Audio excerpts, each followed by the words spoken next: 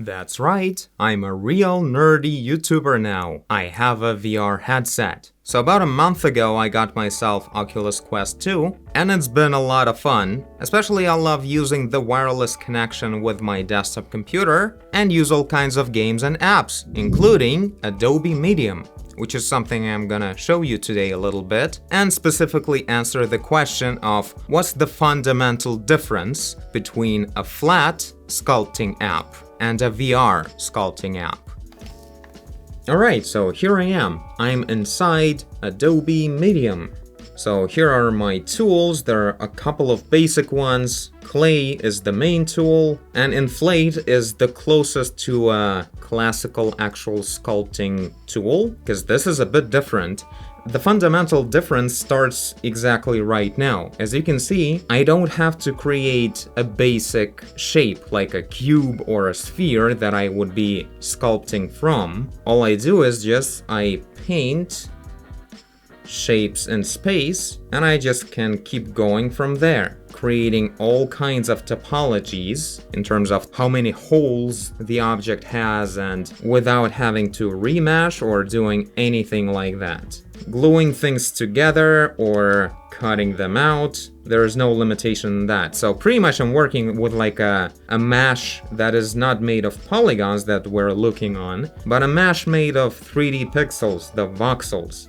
And I think this type of modeling is actually only truly possible in VR. The main difference doesn't come from the way my headset works, that I actually can look at things. That's very much helping, but the main difference is in my controllers actually. Because contrary to a flat app, in here I have a real 3D cursor.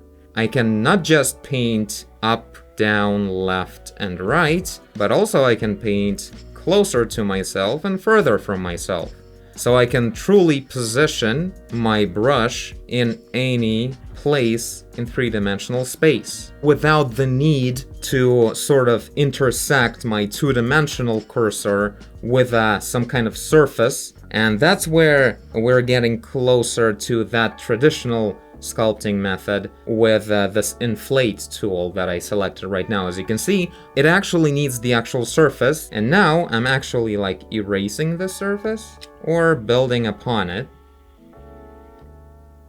But as you can see, it still looks very different from the way a traditional app works, which is something that in many cases works against you. I actually wish this app would have like a mode where I would say, okay, I'm done with creating this crazy topology, and now I just wanna use something closer to the normal ZBrush or Blender sculpting tools that would just work with modifying the surface without being able to accidentally, do this.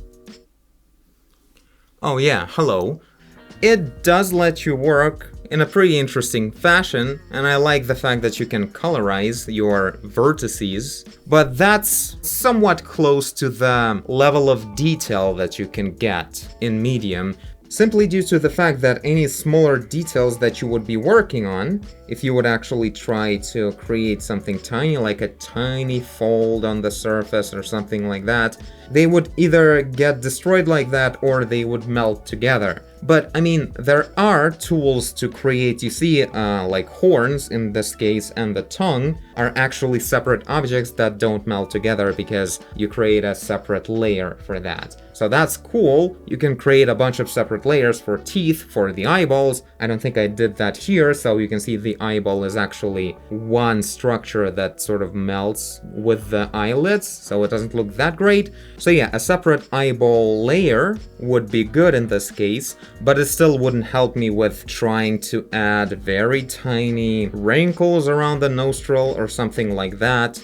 So this is the best thing you can do with that. And of course, you would want to sort of melt it around. And when I melt, it's immediately getting very not the way it would act if it would be a consistent surface.